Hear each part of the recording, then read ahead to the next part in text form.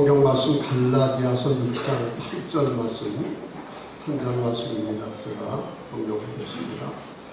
자기의 육체를 위하여 심는 자는 육체로부터 썩어진 것을 거두고 성령을 위하여 심는 자는 성령으로 영생을 거두리라. 아멘. 지금까지 루터교 주요 교리들을 설교 형식으로 여러분들에게 말씀드리는 시간을 가져왔습니다. 그러나 교리들이 단지 이론적인 것으로만 그친다고 하면 의미가 없습니다. 그래서 이 시간 영성이라고 하는 좀 더 긴 설명이 필요합니다만 일반적인 의미의 영성이라고 하는 단어를 사용해서 좀 더 포괄적인 의미의 우리 기독교인으로서의 삶의 과제에 대해서 생각을 해보고자 합니다.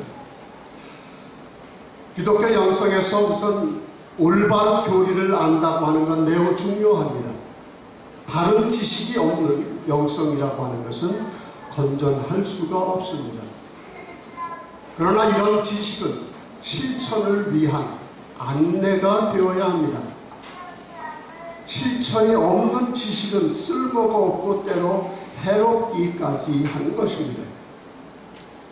그리고 실천과 훈련을 통해서 우리 기독교인은 건전한 인격과 품성을 형성해 가야 하는 그러한 그리스도인의 과제를 안고 있는 것입니다.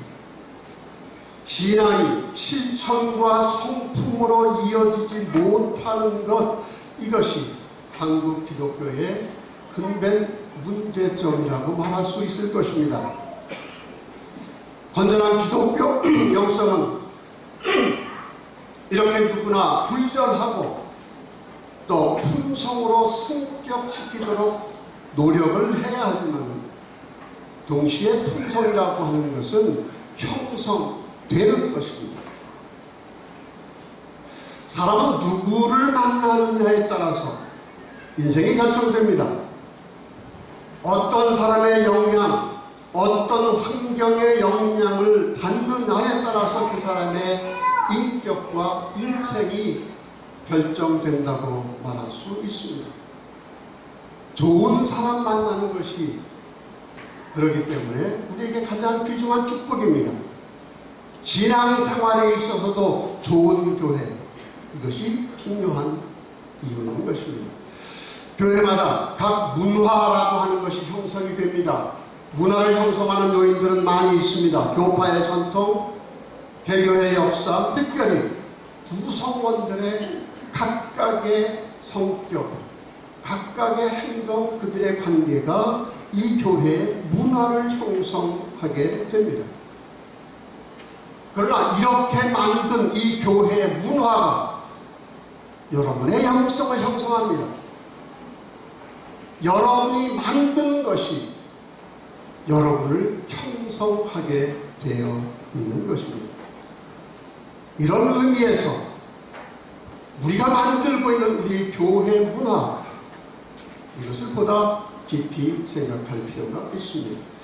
루터란 영성이라고 할 때 이것은 기독교 가운데서도 특별히 루터 교회라고 하는 특별한 전통을 통해서 기독교 진리에 접근하는 것을 말합니다. 루터 교회가 좋은 교회고 다른 교회는 나쁘다, 혹은 다른 교회보다 우월하다, 그런 것은 결코 아닙니다.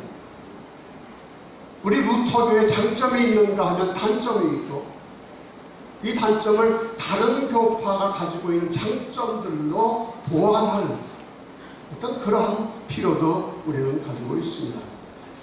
그러나 우리는 지금 루터 교회에 속해 있고 루터 교회 예배를 통해서 하나님과의 교제를 계속하고 있습니다.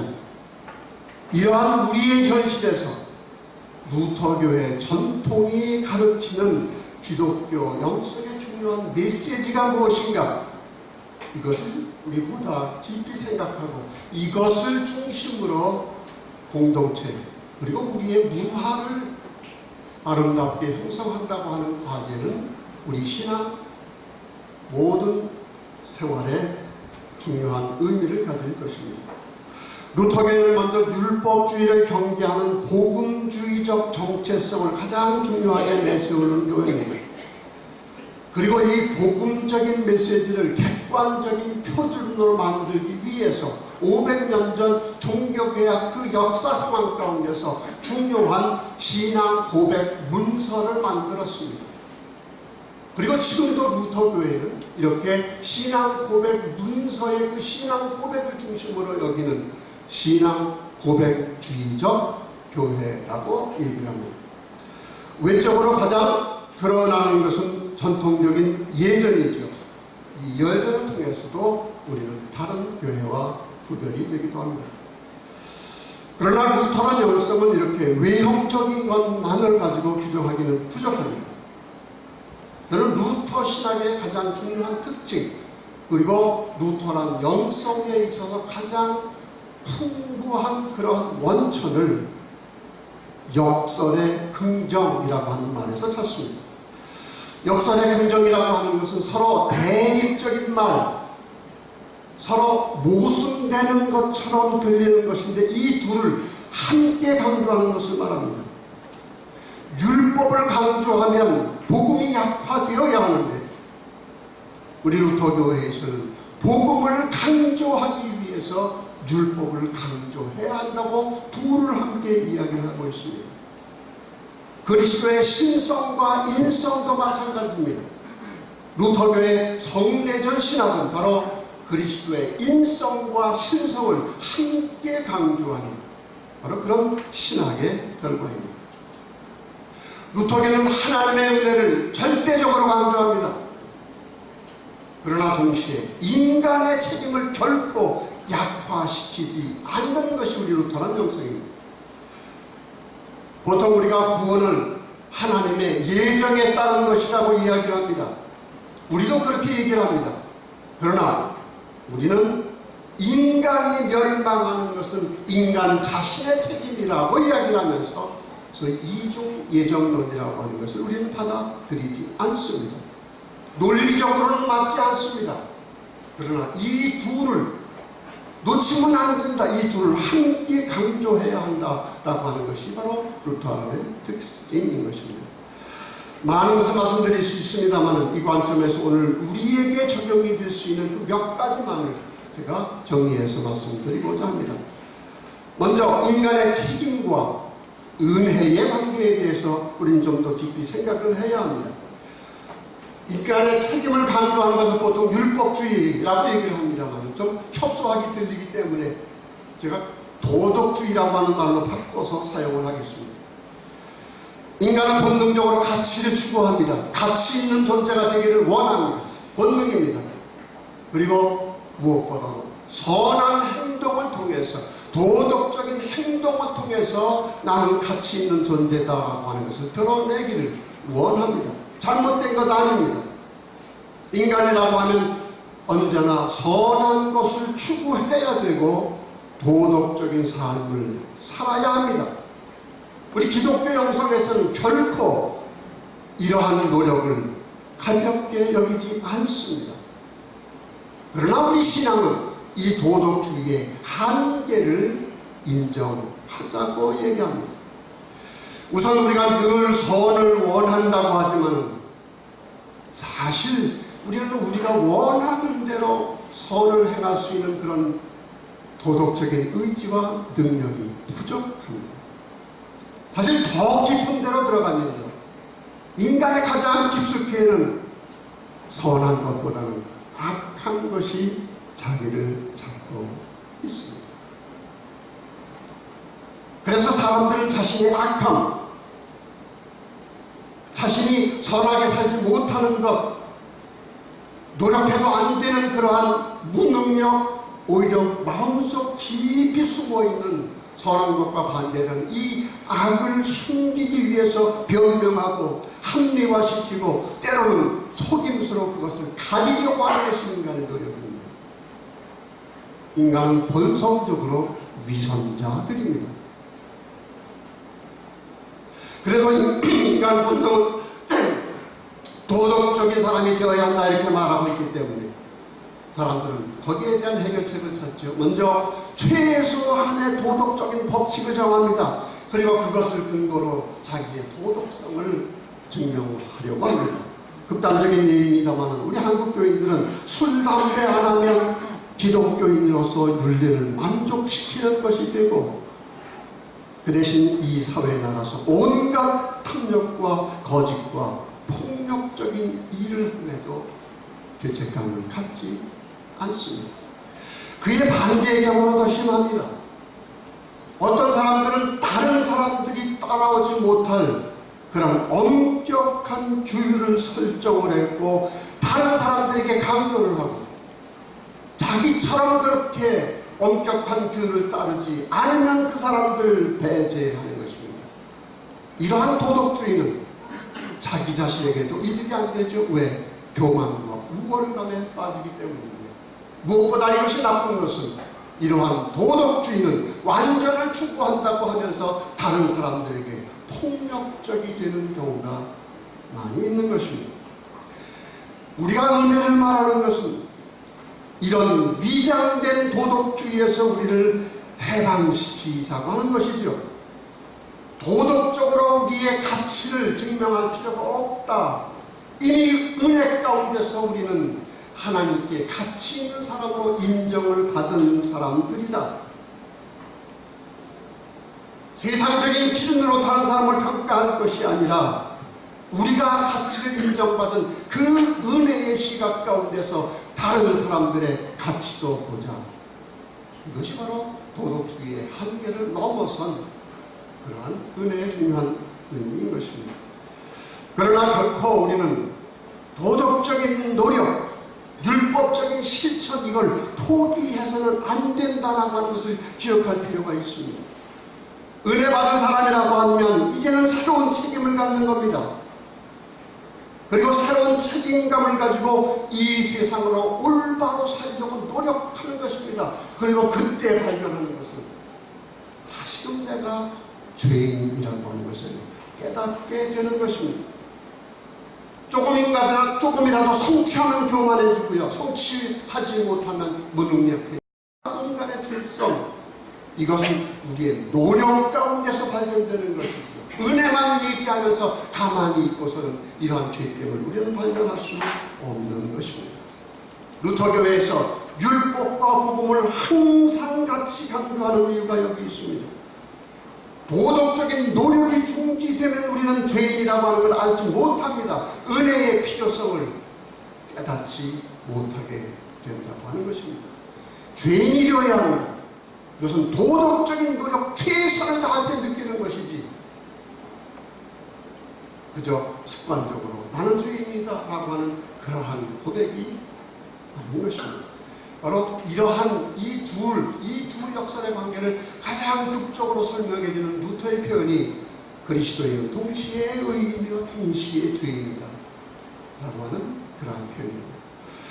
둘째로 영적인 사람이 되기 위해서 우리는 신비한 영적 체험을 해야 한다, 이렇게 많이 생각을 합니다. 이런 경우 되게 신비주의라고 이야기를 합니다만, 먼저 기독교 신앙에서 신비적 차원은 없을 수 없습니다. 물질적 세계에 넘어 계신 영적인 하나님과의 만남을 추구하는 것이 기독교 신앙이기 때문에 신비적 차원은 있을 수밖에 없어요. 신비적 체험은 중요한 것입니다. 저도 신비한 체험이 많은 사람입니다. 그러나 신비주의는 언제나 한계와 위험성을 갖고 있습니다. 하나님과의 초월적이고 직접적인 만남을 추구하면서 일상적인 삶을 열등한 것으로 여기게 된다고 하는 것이지, 영적인 황홀감과 초자연적인 능력을 추구하는 그러한 가운데 그 사람은 오히려 비현실적인 사람이 될 수 있는 것입니다. 하나님과 하나 되는 것, 그리스도와 연합하는 것, 중요한 그리스도인의 영적 훈련입니다. 그러나 종종 하나님과 하나 되는 것이 자기 자신이 하나님 되는 것하고 구별되지 않을 때가 많은 것입니다. 바로 신비주의의 위험은 이러한 영적 우월주의 때문에 그렇습니다.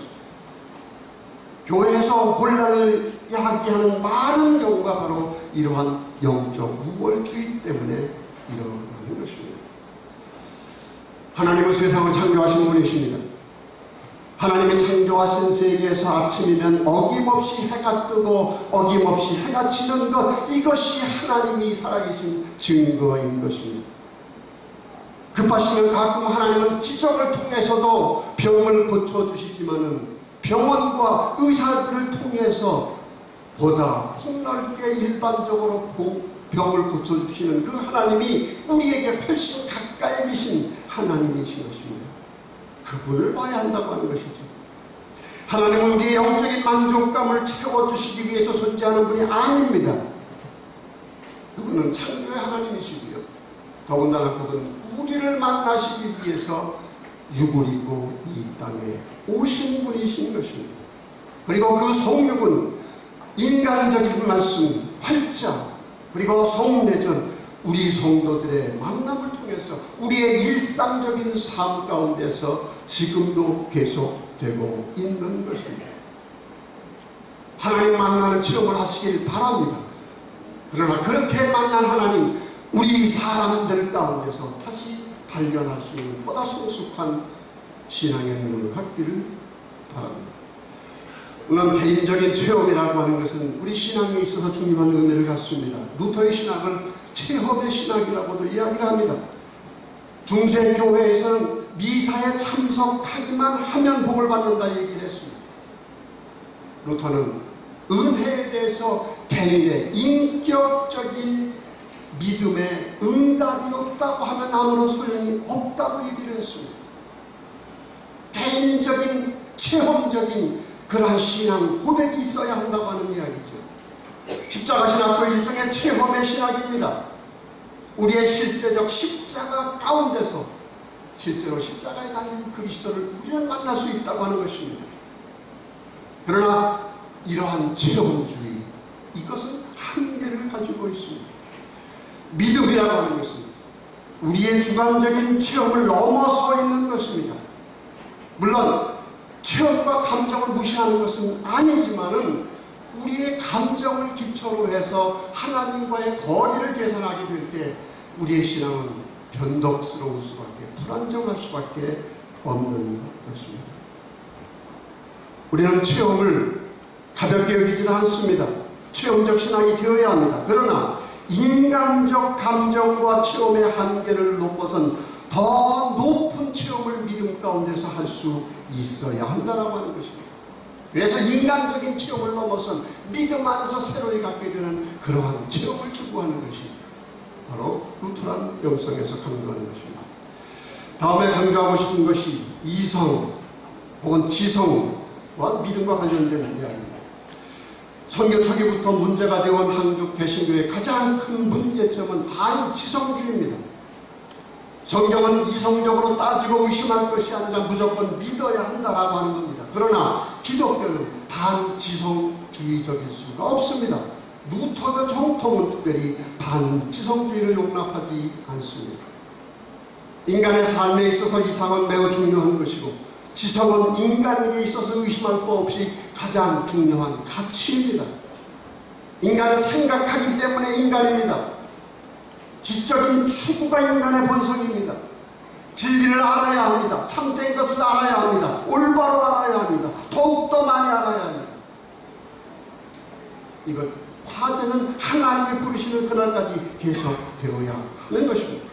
이러한 지적인 탐구를 마비시키는 신앙이 오히려 우리에게는 문제가 되고 있어요.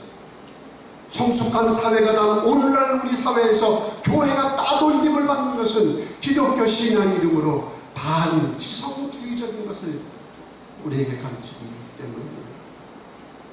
세상에서 지식의 중요성을 모르는 사람은 없습니다.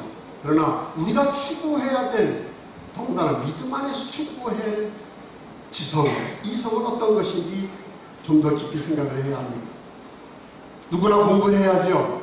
먹고 살기 위해서, 직업을 위해서 전문적인 지식을 쌓아야 합니다. 그러나 우리 인간 지성이 추구해야 되는 또 다른 중요한 차원이 있습니다. 법을 공부해야 판사가 됩니다. 그러나 판사가 되는 지식적인 것이 중요한 것이 아니라 어떤 판사가 되어야 하는가, 어떤 판사로서 내가 하나님 앞에 서는가, 이것이 바로 중요한 것이고, 이 면에서 진리를 추구하는 지성적 과제는 죽을 때까지 계속되어야 하는 것입니다. 그리고 인간의 지성적인 이런 과제에 있어서 가장 중요한 태도는 나는 모른다라고 하는 것을 출발해야 한다는 겁니다. 최소한 나는 틀릴 수 있다라고 하는 것을 아는 것이 지적인 추구의 가장 근본적인 겁니다. 우리 소크라테스를 철학의 처음으로 생각합니다. 그 이전에 철학자들이 있었어요. 당시의 철학자들을 보통 소피스트라고 얘기를 하는데, 그 사람들의 지적인 과제는 자기가 아는 것을 남에게 설득하는 방법을 익히는 것이었습니다. 그래서 그들은 웅변수를 중요시 여겼고 수사학을 중요시 여겼습니다. 소크라테스는 그들을 보니까 아는 것이 별로 없다고 하는 걸 깨달아요. 그러면서 그들과의 가장 중요한 차이점을 깨닫습니다. 그들과 다른 점, 그것은 나는 적어도 모르고 있다고 하는 것을 안다라고 하는 겁니다. 이게 소크라테스의 유명한 무지의 지위라고 하는 것입니다. 우리 신앙에 있어서도 지적인 추구는 중요합니다.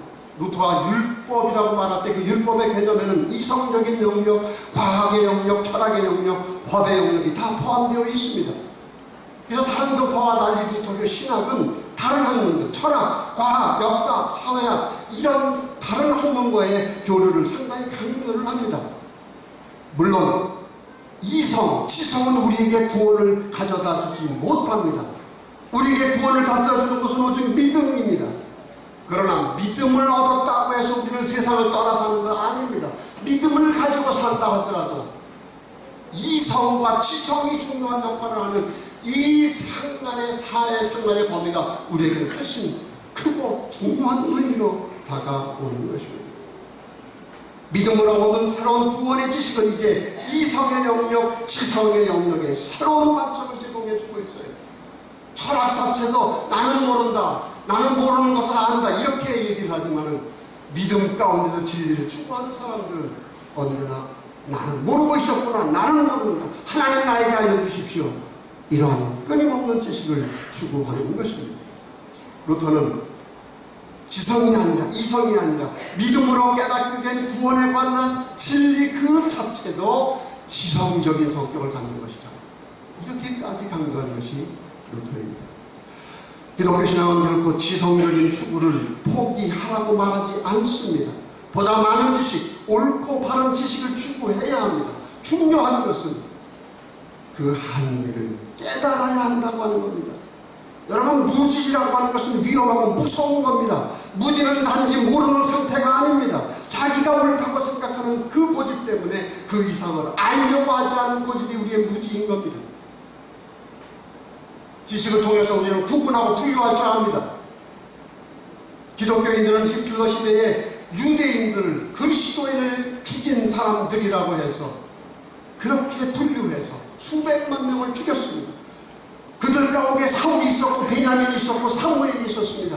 그들, 그 이름을 가진 개개인의 인격은 그렇게 분류된 유대인이라고 하는 것 속에 다 포함되어서 무참하게 학살되어버리고 말았습니다. 여러분들은 다른 사람들을 볼 때 어떻게 분류합니까? 여러분은 저를 어떻게 분류하십니까? 중요한 것은 여러분도 그런 지식으로 여러분을 분류하게 된다는 겁니다.